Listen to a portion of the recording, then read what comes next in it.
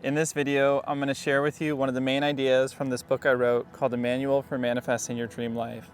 And the idea is that the most powerful tool you have as a human being is your focused attention. So this is repeated often throughout the book, but what the idea sums up to be is whatever you focus your attention on grows. So if you think about your world as all energy, this is the metaphysical perspective. Whenever you focus on a specific frequency, you're then aligning yourself with that frequency and attuning yourself with it so you attract more things of that same frequency. But also from a very logical perspective, whatever you focus your attention on grows, because when you look out into your life, there's an infinite amount of evidence you could select to make any conclusion you want about how your world works or how your life works. So for example, if you think that life is awesome and it's filled with incredible opportunities, if you look for evidence to confirm that belief and you focus on how great this world is, how much technology is helping our lives improve, and people who are optimistic about the future, you will naturally gravitate towards life circumstances, people, situations that are more uplifting and that ultimately will give you more opportunities in your own life because you're looking for them. Whereas if you focus on the negative, you'll then, with your selective attention, focus on more of the negative things going on in the world. Now, of course, this isn't to deny the negative or to spiritually bypass the things that really need our attention and are important to focus on. But the key is to focus on the things that you want to attract more of. And when you have to focus on negative things, see if you can find a way to pull out the positives from it and not get lost in the helpless or hopelessness of the feeling that you're in. So ultimately, what this comes down to is finding things to be optimistic about in your own life.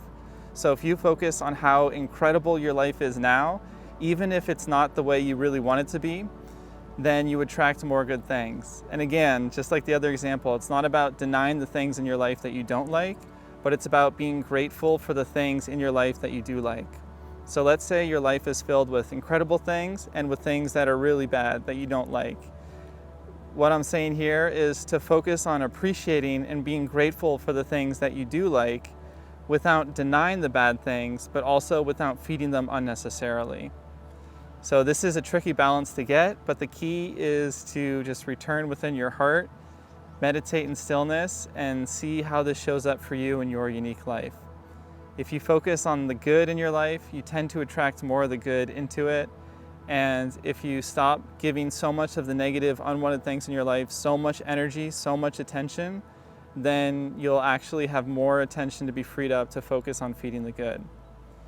And the reason why I keep saying this is so important is it's not about denying the negative, but it's about balance. So we can acknowledge the things we don't like about our life without constantly putting ourselves in a state of despair or ruminating over things that make us feel like we're powerless in our own life.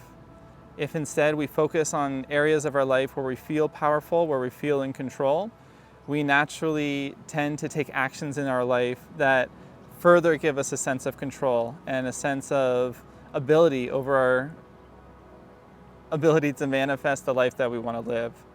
So hopefully that makes sense. This is idea I talk about a little bit more clearly in this book I wrote, and it's the main idea of the whole book. So if you feel called to check it out, I highly recommend you take a look. And also tell me in the comments what you think. Of course, these are my own opinions, so I'm curious to hear what your opinions are. Thank you.